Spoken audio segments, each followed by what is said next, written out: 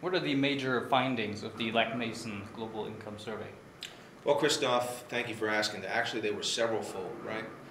The first and overwhelming finding was that income is a major concern globally. It's a global phenomenon.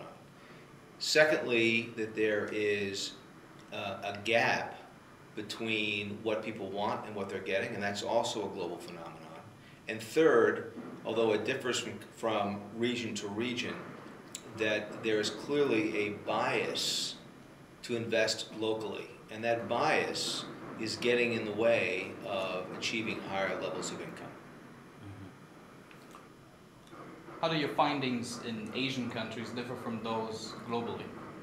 Several ways. First of all, we know that based on the survey that Asian investors would label themselves more aggressive than the rest of the world. In fact, 55% of Asian investors self-categorize themselves as aggressive. This plays out in a couple of different ways, right? We know that they're more predisposed to buy high-yield bonds. In fact, 56% of affluent investors in China plan to increase their exposure to high-yield bonds in the next 12 months. How well is the expectation for return matched up with the actual return that investors in Asia can find? You know, Christoph, there's some interesting results when you look at the dispersion between what people want and what they're getting, and you match that or line that up against who's working with an advisor or not. So to give you an example, the difference between what people want and what they're getting was 230 basis points in Hong Kong.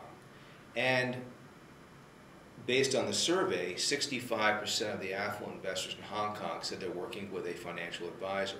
Contrast that to Taiwan, where the difference between what people want and what they're getting was 400 basis points, and only 25% of the affluent investors surveyed said they were actually working with an advisor. This would suggest, at least looking at the data, the importance of getting professional advice as one tries to solve the goal of achieving a higher income. What is one way to remedy the big gap between expectation and return?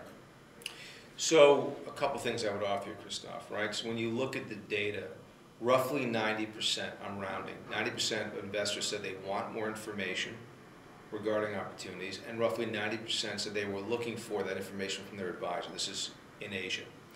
How does one remedy it? Well, a couple things. One is willingness to invest in other asset classes. So we know based upon the data that investors have a propensity or an interest in investing beyond the traditional asset classes, high-yield bonds being one of them. Secondly, it can be remedied by investing beyond one's borders. And we know that, again, getting professional advice to help an individual navigate where the opportunities lie would be important. The data also suggested that a majority of investors, by the way, globally, would be willing to invest in investment solutions that were globally mandated as opposed to domestic or locally within their borders. Apart from a propensity to invest in high-yield bonds, are there any other products that your findings suggest could remedy sort of this gap? Sure. So there were three that stood out in the survey. Equity income being one of them. 40%, by the way, of Asian investors said they would consider investing in equities or increase their equity holdings, and 27% said alternatives. Acting on the findings, what will be your next steps? Well, it's severalfold. First is to get the findings up where they're accessible to advisors specifically. Get the information in front of the advisors to help better inform them as to what their clients or prospective clients are looking for or care a lot about. And secondly, and importantly, Christoph, can we use this information, which we plan on doing, by the way, to help inform us about bringing better solutions downstream that the clients are looking for?